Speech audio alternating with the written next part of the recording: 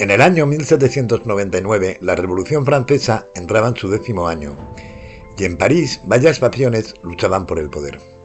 El Directorio francés, que era el gobierno de Francia desde la inauguración de la Constitución del año 3 en noviembre de 1795, era el centro de una feroz lucha política entre los neojacobinos en la izquierda y los monárquicos conservadores en la derecha. Ambos bandos amenazaban con alterar radicalmente el curso de la revolución si llegaban al poder. Los jacobinos buscaban implementar la radical Constitución de 1793, escrita por los partidarios de Robespierre, mientras una victoria conservadora probablemente resultaría en un retorno a la monarquía. En las fronteras, Francia estaba envuelta en la guerra de la Segunda Coalición contra una nueva alianza antifrancesa de potencias europeas. La Ley Jordan, de septiembre de 1798, había llamado a filas a todos los hombres solteros entre 20 y 25 años, aunque la llegada de reclutas inexpertos poco hizo para prevenir las primeras derrotas francesas en Alemania y Italia. Estos eventos mostraban a una república mortalmente inestable, plagada por la guerra, la corrupción y la agitación política. Gran parte del pueblo francés estaba cansado del caos tras una década de revolución. Habían pasado los días de 1789, cuando los decretos del gobierno revolucionario eran recibidos con una euforia casi histérica. Habían pasado también los días de participación masiva en la revolución, cuando las insurrecciones populares dieron forma al destino de la nación. Aunque la gente no había olvidado la tiranía del antiguo régimen, esta se desvanecía en recuerdos lejanos, mientras las luchas causadas por la revolución seguían presentes. Para 1799 muchos estaban experimentando una fatiga revolucionaria y estaban dispuestos a dar la bienvenida al primer gobierno que ofreciera estabilidad y tranquilidad, incluso a costa de algunas de sus recién ganadas libertades. Pero a medida que pasaban los meses se hacía cada vez más evidente que la estabilidad no era algo que el directorio pudiera proporcionar. Sin duda el directorio se había establecido con la estabilidad en mente y se había diseñado para mantener una cuidadosa separación de poderes. El directorio fue el primero de los gobiernos revolucionarios de Francia en tener un parlamento bicameral, la Cámara Baja, que llamaban el Consejo de los 500, que ya estaba compuesta por 500 diputados mayores de 30 años, responsables de proponer y redactar legislación, mientras que la Cámara Alta, el Consejo de Ancianos, estaba compuesto por 250 diputados mayores de 40 años, responsables de aprobar o vetar dicha legislación. El poder ejecutivo estaba en manos de un consejo de 5 hombres, los directores. Se suponía que fueran hombres políticamente experimentados elegidos por el Consejo de Ancianos de una lista proporcionada por el Consejo de los 500. Para evitar que los mismos 5 hombres mantuvieran el poder indefinidamente, se requería que un director elegido por sorteo renunciara cada año, aunque ciertos directores, como el astuto Paul Barras, lograron mantenerse en el poder durante toda la existencia del directorio. La mayoría de los directores eran políticos poco capaces que contribuyeron a la reputación de ineficacia del directorio. A pesar de estas separaciones de poderes, el directorio rápidamente cayó víctima de la corrupción y intriga política. En las elecciones de abril de 1797, los monárquicos ganaron la mayoría en la legislatura y tomaron medidas inmediatas para aliviar las restricciones sobre los sacerdotes y los emigrados. Esto amenazaba a 3 de los directores republicanos moderados, a Barras, a Reverrier y a Roubel, quienes decidieron llevar a cabo el golpe del 18 de Fructidor, el 4 de septiembre de 1797.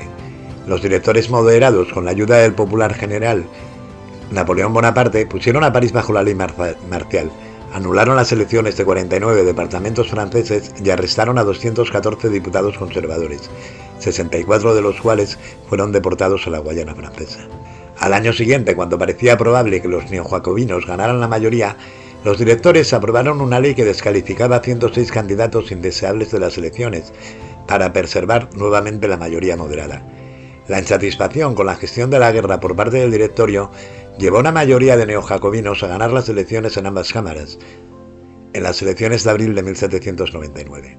Los neojacobinos actuaron preventivamente en el golpe del 30 del Tairal, con la ayuda del general Barthélemy Catherine Joubert, para forzar la renuncia de 2 de los directores moderados. Barras mantuvo el poder al cambiar de bando. Aunque todos fueron pacíficos, 3 golpes de Estado en 3 años no auguraban nada bueno para el futuro de la República. Quedaba claro que se avecinaba un 4º golpe de Estado, probablemente el último. La única pregunta era, ¿quién le asestaría el golpe mortal al directorio? Emmanuel Joseph Sieyès nunca había simpatizado con el directorio.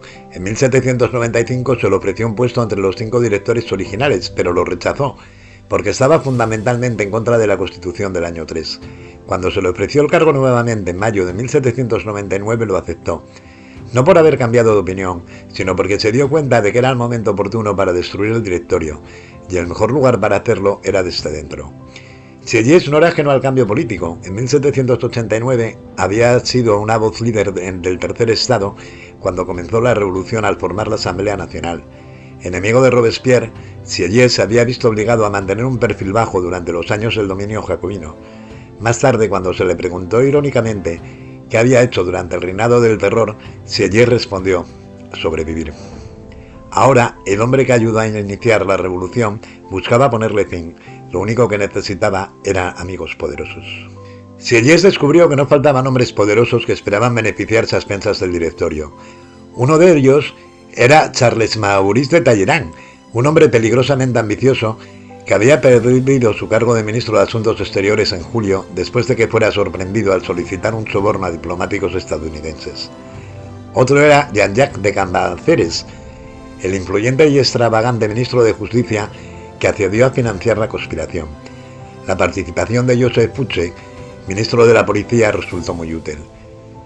Fouché tenía espías por todo París, ocultos entre los carniceros, peluqueros, cantineros y prostitutas de la ciudad, y además nunca había estado en el bando perdedor de un golpe de Estado, aunque los conspiradores podían haberse consternado al saber que Fouché había hecho planes de contingencia para su arresto en caso de que la conspiración fracasara.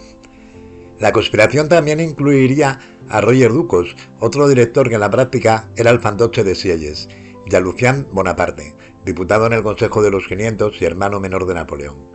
La conspiración tenía buenas oportunidades de éxito, con una alineación tan formidable.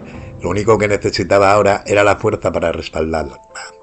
Un soldado al que Sieyès se refería como su espada. La espada que Sieyès tenía en mente era el joven general Joubert, que ya había demostrado ser útil para Sieyès durante el golpe del 30 del Prearal. A principios de agosto, Sieyès y Talleyrand aseguraron para Joubert el mando del ejército de Italia, para que pudiera obtener algunas victorias más antes de que lanzara el golpe. Desafortunadamente, apenas unos días después de asumir el mando, Joubert murió en la batalla de Novi, el 15 de agosto. Sieyès se vio obligado a buscar una nueva espada, alguien lo suficientemente popular como para asegurar el apoyo del ejército y del pueblo francés. De entre los candidatos posibles había pocos que probablemente estuviesen dispuestos a ayudar a Sieyès. Jean Bernadotte era demasiado jacobino, y Jean-Baptiste Jourdan, héroe de la batalla de Fleurs, se negó rotundamente a ayudar en el golpe, aunque prometió no obstaculizarlo. Sieyès luego se acercó al general Jean-Victor Moreau, quien dudaba en involucrarse en política.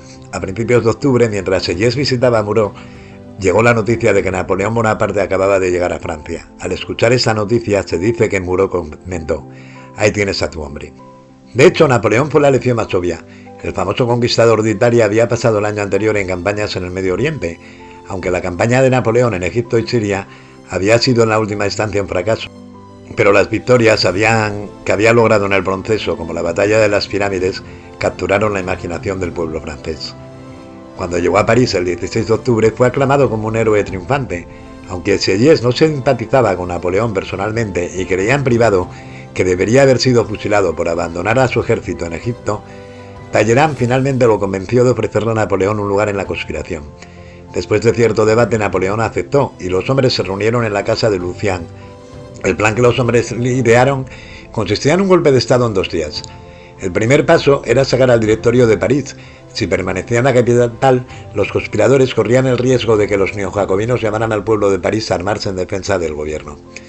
Así, en el primer día, Sieyès convocaría una reunión de emergencia del Consejo de Ancianos, a quienes se les informaría que se había descubierto un complot jacobino y que la legislatura tendría que reunirse al día siguiente en el Palacio de Saint-Cloud, a 11 kilómetros al oeste de París.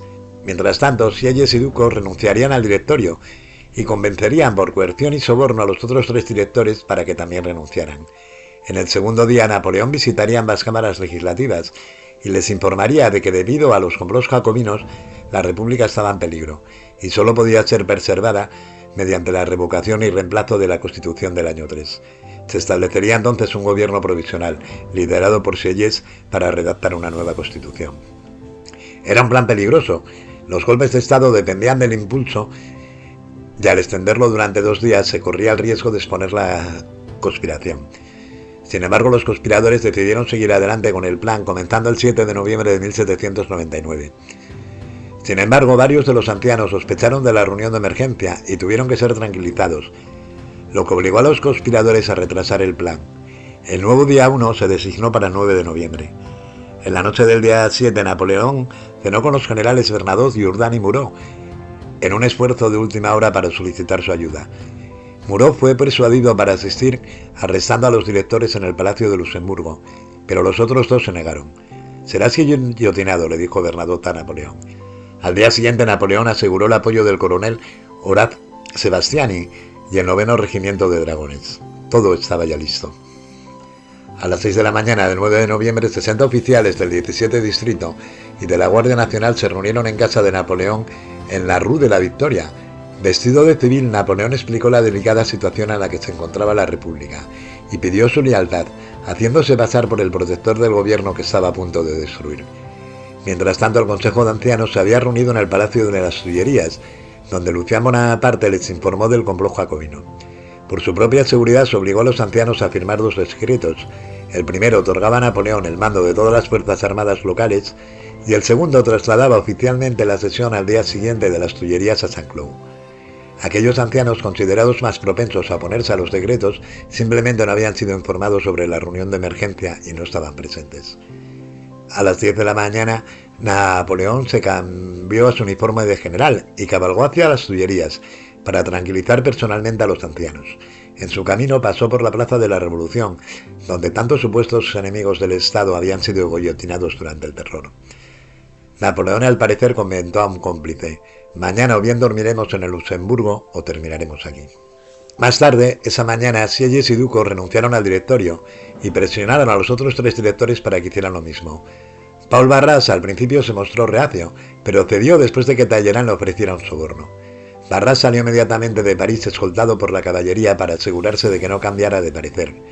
Los otros 2 directores, Louis-Jérôme Goyer y Jean-François Moulin, mostraron más resistencia. A primera hora de la mañana del segundo día fueron arrestados por las tropas de Moreau y obligados a renunciar. Una vez decapitada la cabeza del gobierno, el éxito del golpe dependía de la capacidad de Napoleón para convencer a las 2 cámaras de disolverse. Napoleón entró temprano, flanqueado por granaderos leales, el 10 de noviembre. Entró en el salón donde el Consejo de Ancianos se había reunido en Saint-Cloud. Llegados a este punto, la mayoría de los diputados ya sospechaba que no había ningún complot jacobino y que estaban siendo objeto de un golpe de Estado. Al llegar, Napoleón pronunció un discurso. El discurso de Napoleón fue aclamado por sus granaderos, pero no impresionó a los ancianos, que permanecieron en silencio. En ese momento, uno de los diputados se puso de pie y pidió en voz alta a Napoleón que jurara lealtad a la Constitución del año 3 como la única cosa que podía proteger a la República. Napoleón recordó a esa audiencia los golpes de Estado de los últimos 3 años, argumentando que la Constitución ya había sido violada y que ya no tenía el respeto de nadie, y por lo tanto había que reemplazarla. Napoleón y sus granaderos entonces se dirigieron a la orangerie del palacio, donde se había reunido el Consejo. El Consejo de los 500, dominado por diputados neojacobinos, le dio a Napoleón una recepción más hostil.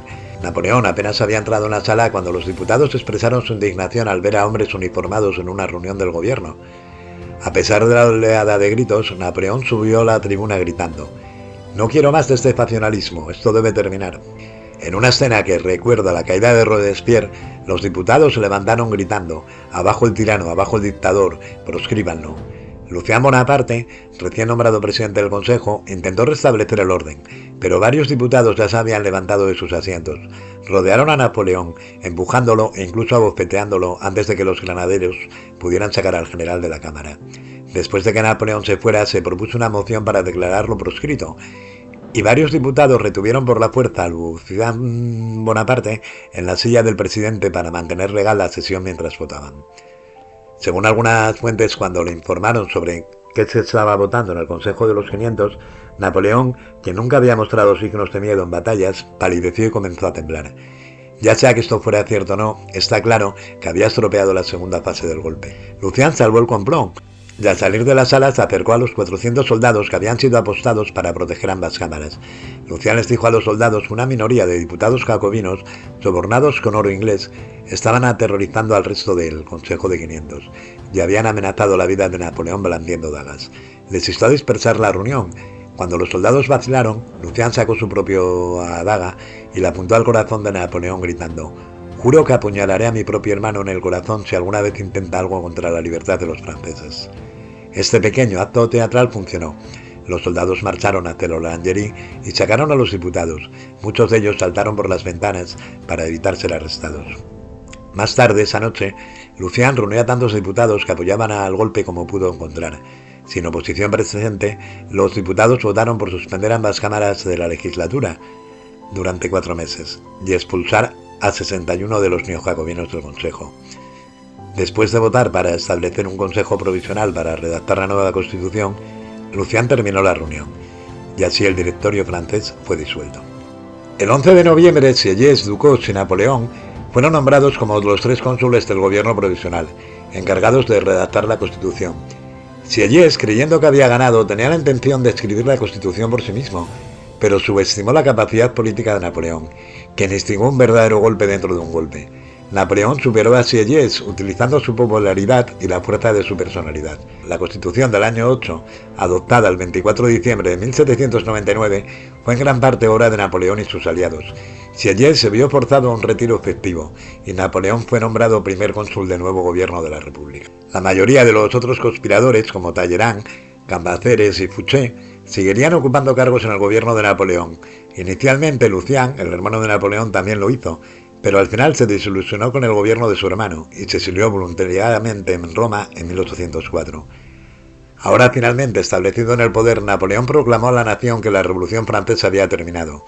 Aunque esta afirmación había sido hecha por todos los regímenes revolucionarios anteriores, esta vez era cierto. Napoleón parecía ofrecer al pueblo francés la estabilidad y permanencia que deseaban, y lo que llevó a muchos a aceptarlo, incluso a través de su transición gradual hacia el autoritarismo y el imperio. El periodo revolucionario había terminado. Acababa de comenzar la era napoleónica.